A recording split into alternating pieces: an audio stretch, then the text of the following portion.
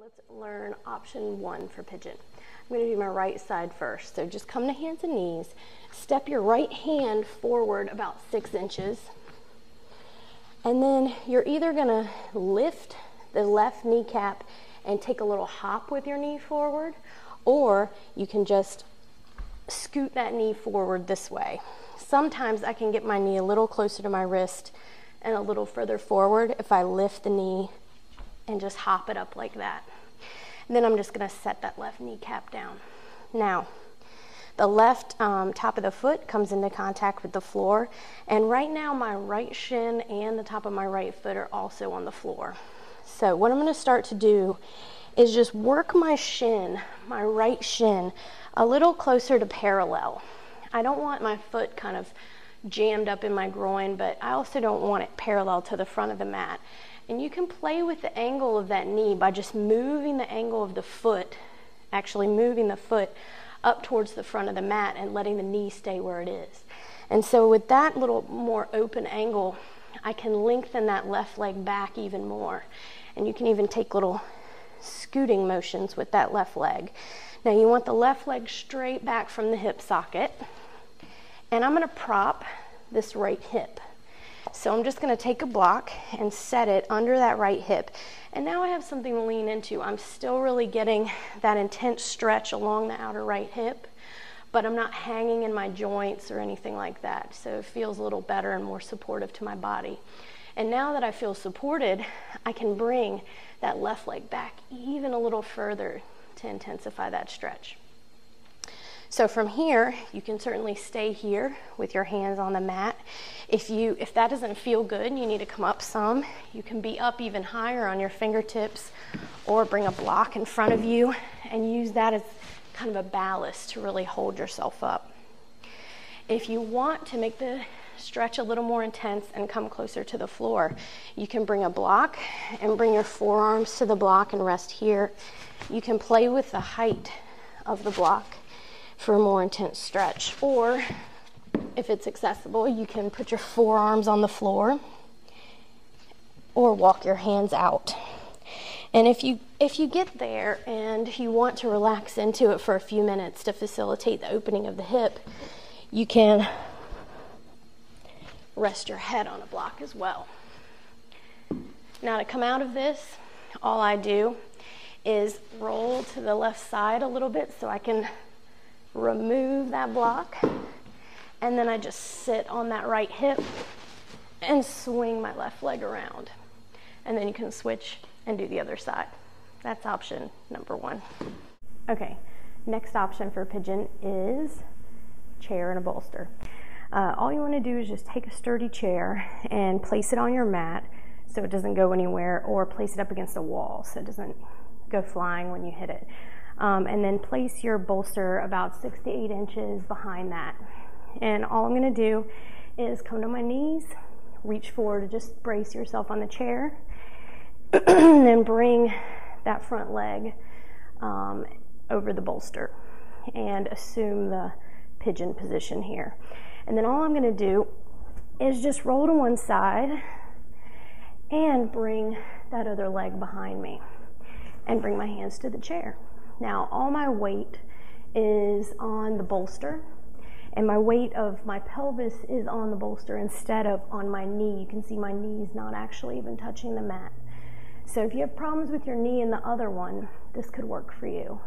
So adjust to make sure that you're really centered over, your hips are centered over the mat and you're not leaning to one side or the other. And then just place your hands on the chair. Now you can stay here, or if you want, you can lengthen out and bring your head down to the chair, or stack your fists and just rest your forehead on your hands. And I'm still getting a really good stretch here, even though my knee is not in contact with the mat. If you're not feeling a stretch, you can always bring your knee out to sort of parallel with the side of your mat and work on getting your foot so the angle of your front leg, again, is parallel to the front of the mat. That's option 2. Okay, if you can't be on your hands and knees, or if any pressure on your knee is giving you problems, we have option 3, which is dead pigeon. I like to use this in class if there's somebody that can't be on their hands and knees, because everyone can do the same thing. Nobody feels singled out, and you get the same great stretch and benefits. So have your strap handy. If you don't have a strap, you can use an old sweatshirt or whatever. You just want to have something in case you need it to lengthen your arms, basically. So I'm just coming to a partial recline position here, lying on my back with the soles of my feet on the floor, knees bent. You can make sure that your back is really in contact with the floor. And you can just lift up and rotate your pelvis so you scoop the tailbone down toward the heels and really relax and stretch out the lower back. And then I'm just going to take my right foot and bring my ankle past my knee so my leg is sort of making a 4 here, okay? And flex the foot just to protect that ankle joint. You don't want the ankle right on the leg. You want the ankle past the leg so you're not putting any pressure on that joint. And then all I'm going to do is work from here. You can keep your foot on the floor and work at pressing that knee away from you, and that's going to bring stretch to that outer hip. You can come up on the toes of that foot and again press the knee away from you gently. See if that brings you any stretch. If you don't feel anything, it's time to pick up the foot. And here you can either reach through and grab the back of that leg. You can grab your pants, or this is where the strap comes in. Thread the strap behind that leg just to lengthen your hands and make it easier to reach. And then pull that left leg towards your chest as you isometrically press that knee away from you. And the closer you pull and the more gently yet firmly you press that knee, you're going to get the opening in that outer hip, just like pigeon if we were on hands and knees. And then just set it down, unwind the strap, bring the foot back down, and then you can do the other side. That's option 3. Thanks for checking out the video. I hope those worked for you. If you have any comments, just leave them below and let me know how those worked for you, or if you had a chance to try them. And if you have any other ideas about how to adapt pigeon for those of us who are in larger bodies, just leave those in the comments and I'll share them out with everybody as well. Please don't forget to visit me at bodypositiveyoga.com and search Body Positive Yoga on Facebook. See you guys next time. Okay, the first thing we have to talk about is, how do you know if you should not lay flat on the floor during Shavasana? As you can probably tell from looking at my body, I'm pretty uncomfortable right now. I've got a lot of pinching going on in my kidney area because my butt is causing my lower back to arch up off the floor. My chin is also sticking way up in the air, which is not what we want. So, when you're in Shavasana, your spine, as much of it should make contact with the floor as possible. And bending your knees and putting your soles of your feet on the floor is a really good place to start. Another thing you might want to do is just relax your shoulder blades down your back, away from your ears, and then gently tuck your chin down towards your chest.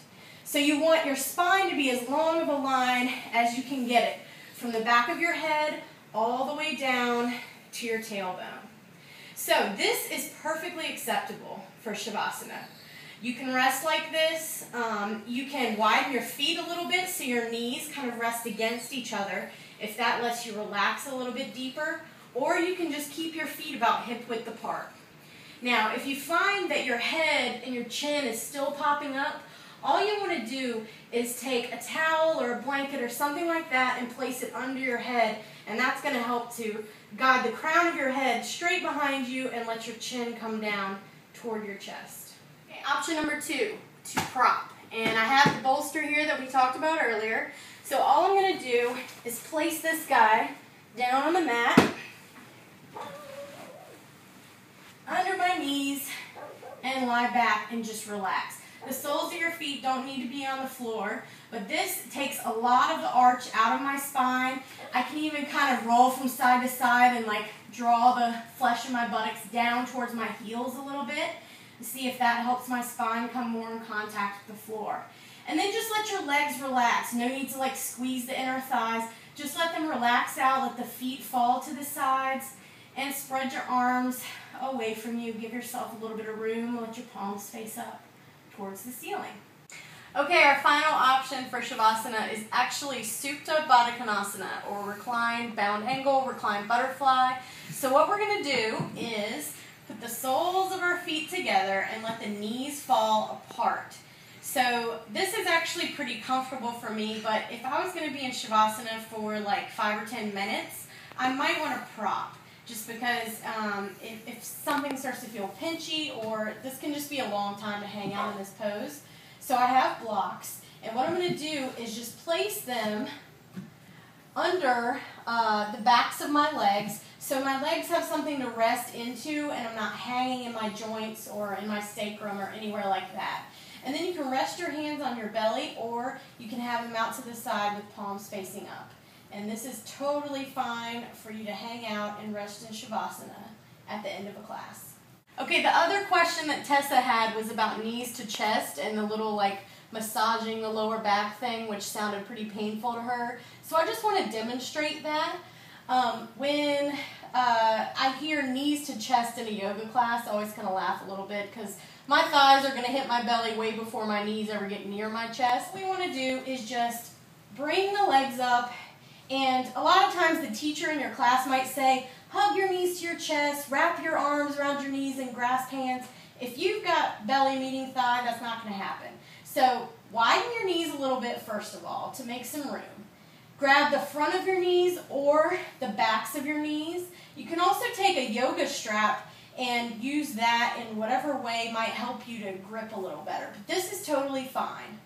And then the massage the back thing, all we're talking about is just gently rocking from side to side, or you can even cross your feet at the ankles and just gently kind of do a circle, just like that. It's nothing big, it's just knees to chest, and what this does, it accomplishes kind of the same thing as being in this position does. It brings your spine into a neutral position. So again, just lift the feet up off the floor and grab the backs of the knees.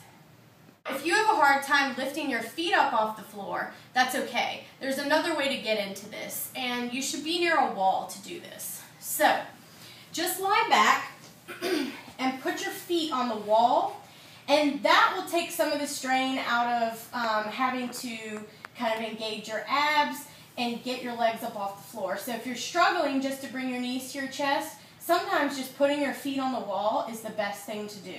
And this gets your spine in that neutral position. And then if you want to, you can even grab the backs of your knees and lift your feet off the wall to see how that feels. But it's just an easier way to get there. So thanks for tuning in. I hope that those options for Shavasana, for relaxation pose, and also for knees to chest / neutral spine might work for you.